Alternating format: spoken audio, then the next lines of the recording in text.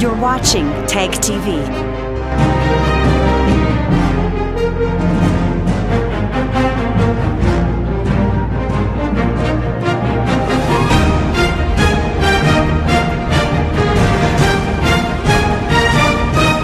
You're watching Tag TV.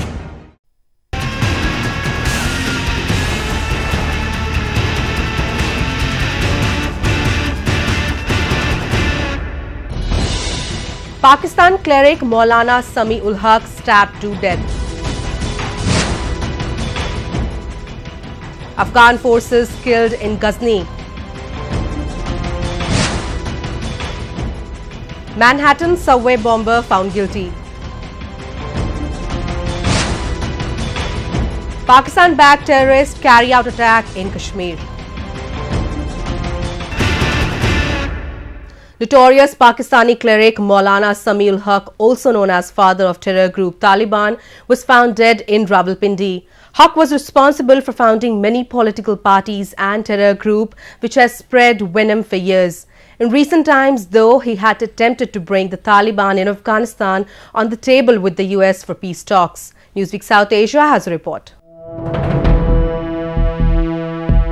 Former Pakistan Senator and Chief of Jamaat Ulema Islam Sami, JUIS, Maulana Sami-ul-Haq was found dead at his residence in Rawalpindi. Police have confirmed that Haq was stabbed to death by unknown attackers.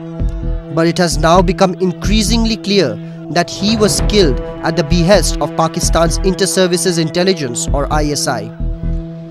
ARY News quoted JUIS chief's son, Maulana Hamid-ul-Haq, as saying that Sami-ul-Haq was ill and was taking rest in his home. The infamous clerk, who ran an Islamic seminary in northwestern Pakistan, was seen as a possible intermediary in talks between the Afghan government and the Taliban, his deputy Yusuf Shah said. Moments after his death, many heads of terror groups like Hafiz Saeed expressed shock. अल्लाह ताला से हम दुआ करते हैं, या अल्लाह उनके लवाहिकीन को सब्र जमील अता फरमा। ए अल्लाह उनकी जमात और इस्लामियान पाकिस्तान, मैं तो पूरे पाकिस्तान को ही मौलाना की जमात समझता हूँ, बल्कि पाकिस्तान के साथ अफ़गानिस्तान के लोगों को मौलाना की जमात कहता हूँ, बल्कि पाकिस्तान और अफ़गानिस्तान के साथ यानी हिंद के मुसलमान हों या आलम इस्लाम में हर जगह बसने वाले, मौलाना के दिल हमेशा सब मुसलमानों के साथ धड़कते थे। For decades, Sami-ul-Haq ran an Islamic school, the Darul Ulum Haqqaniya Seminary, which educated several key Taliban leaders. The madrasa is situated in Khyber Pakhtunkhwa province in the country's northwest. One of his students from the 1980s, known later as Mullah Muhammad Omar, went on to form the Taliban, which seized power in Afghanistan in 1996 after years of chaos and civil war following the Soviet military's withdrawal. Haq was elected twice to Pakistan's parliament on Islami Jamhuri Ittihad ticket. He was also the chairman of the Defy Pakistan Council, an umbrella coalition of more than 40 groups, including Hafiz Saeed-led Jamaat-ud-Dawa and the band Sipai Sahiba. Just a few hours after the demise of the former Pakistan senator, supporters burned down Rashkai Toll Plaza in Khyber Pakhtunkhwa to vent their anger over Haq's death.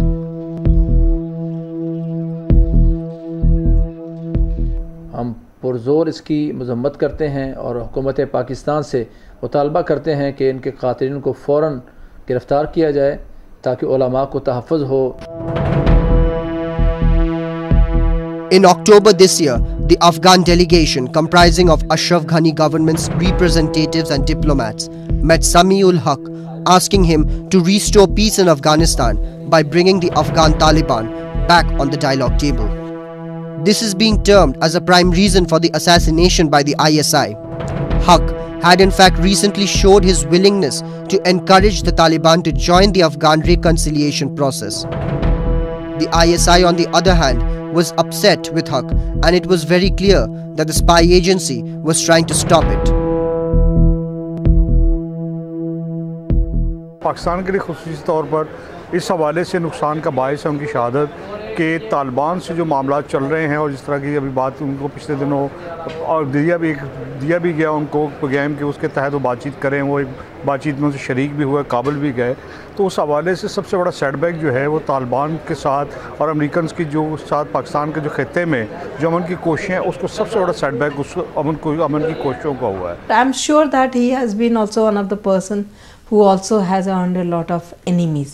Though it is not I'm not very sure the manner in which he was murdered appeared to me that somebody who is very aware of his his day-to-day functioning and going inside when his security man is not there, probably that probably gives rise to the speculation maybe the state agencies were involved.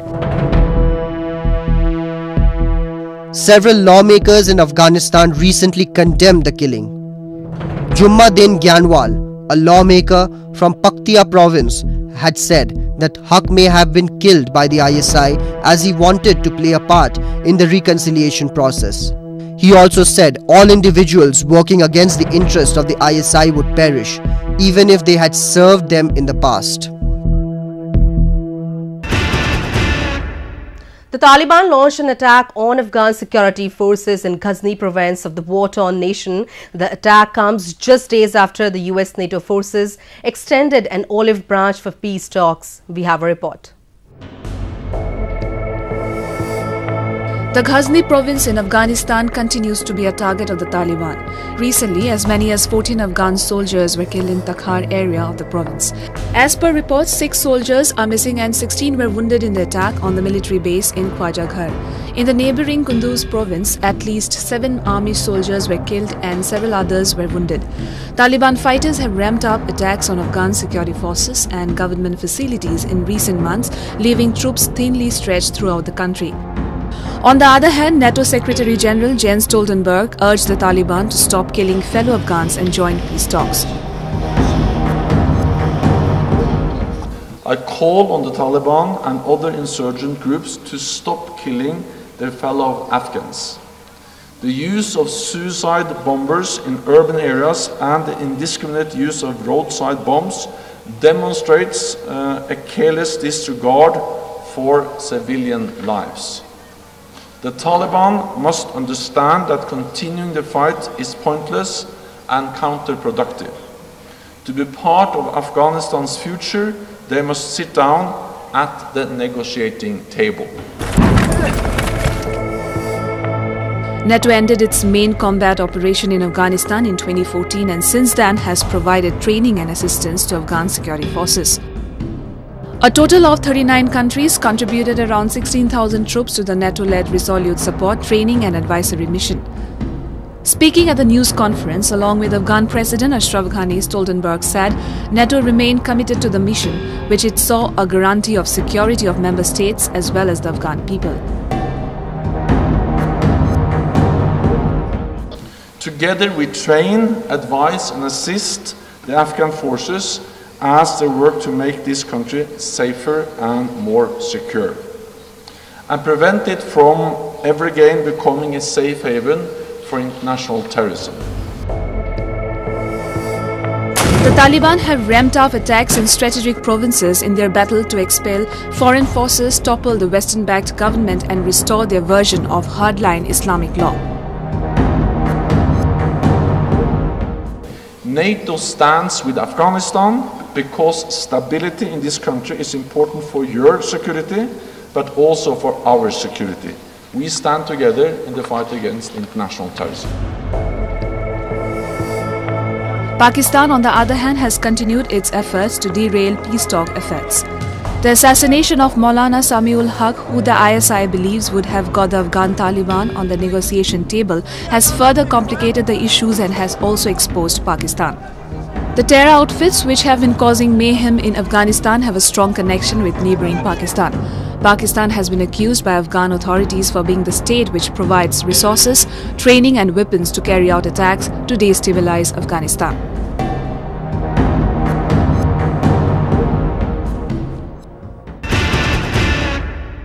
A jury found Aqaid Ullah, the man behind last year's attack at a New York underground walkway, guilty of all 6 criminal counts against him.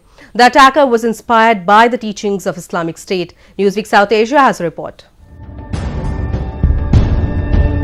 Aqayad Ullah, a 28-year-old Bangladeshi immigrant, was found guilty of last year's attack in an underground walkway of the New York subway system. Footage from the tunnel showed Ullah detonating a bomb during the morning rush hour on December 11, 2017. The tunnel connects two subway lines beneath the Port Authority bus terminal in Manhattan. Ullah's sinister purpose was to harm and terrorize as many innocent people in his path as possible by using deadly violence to make a political statement, US Attorney Jeffrey S. Berman said. This particular citizen who was caught was a Bangladeshi who possibly was radicalized because of the atmosphere in Bangladesh. However, he had gone to the USA and he carried out his activity after reaching the United States. So it therefore shows as to how motivated these youth are, that when they enter USA, they cannot show any association with any form of an organization which is either radicalized or supports terrorism. So they have to show a completely different identity and appear to be normal citizens, and only carry out an action that is a terror attack when told to them by their masters. 6 people were injured in the blast. Ullah injured his hand and stomach, and the footage shows police responding to the scene as Ullah lay on his back in the tunnel. The bomb comprised a battery, wires, metal screws and a Christmas tree bulb. The verdict came after a week-long jury trial in Manhattan Federal Court. Ullah's lawyers had not contested the bombing charges, but said his motive was to end his life, not to support Islamic State, even though he consumed the militant group's propaganda online. The 28-year-old Bangladeshi man was convicted on 6 counts: provision of material support and resources to a designated foreign terrorist organization, use of a weapon of mass destruction, bombing a place of public use and public transportation system, destruction of property by means of fire or explosive, terrorist attack against mass transportation systems, use of a destructive device during and in furtherance of a crime of violence. Today, while the United States can never claim that no terror attack will ever take place, but they have gone into so much of detail, they have used so much of technology, they have created an organization which has got so much of powers that it is more or less impossible for anybody to infiltrate into United States. So therefore, any terror-minded person, if he wants to carry out an attack, he has to carry it out by using local resources which are available in the local market. This is exactly what has happened in this particular case. Federal prosecutors said Ullah built the bomb out of a pipe taken from a construction site where he worked as an electrician. He used match heads and sugar as explosives and screws as shrapnel. They said he was inspired by the online Islamic State propaganda urging supporters to carry out lone wolf attacks. As far as lone wolf attack is concerned, it is very difficult to tackle, simply because when people work in a group of 5 to 10 people, it is always easy to penetrate into their network. But when a single person is planning an attack, unless you get inside his mind, you are not able to find out as to what is happening. So tackling lone wolf attack adds up tremendously to the degree of difficulty.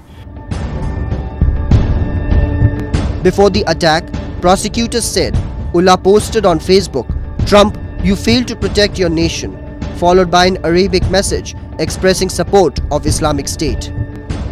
Ullah lived with his mother, sister and 2 brothers in Brooklyn and was a green card holder. At the time of the attack, his wife lived in Bangladesh and the couple have a 6-month-old son. Ullah's wife told the Bangladeshi investigators that her husband had not prayed regularly before moving to the United States and officials said he had no criminal record in his home country. The terrorists who came from Pakistan continue to carry out attacks in Kashmir in an attempt to create a proxy war in the state. The Indian security forces managed to control the situation. We have a report.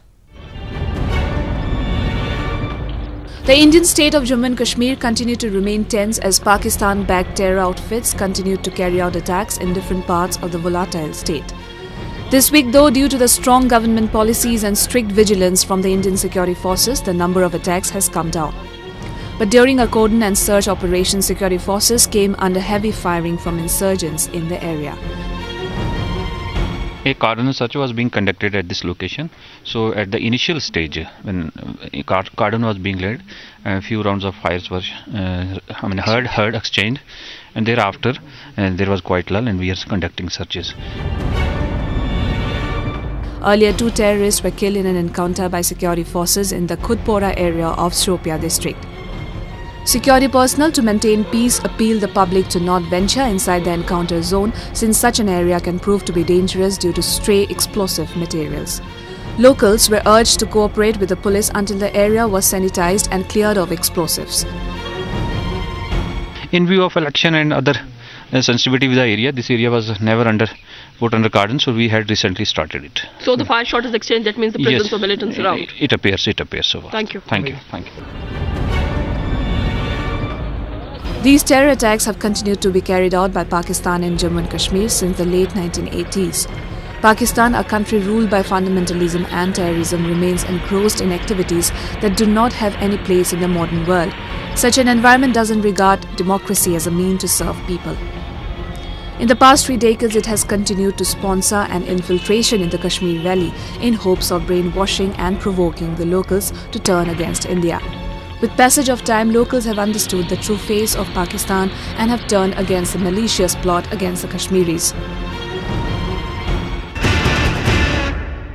And with that, we come to the end of this edition of Newsweek South Asia. We will be back next week with more news, views and analysis from the subcontinent.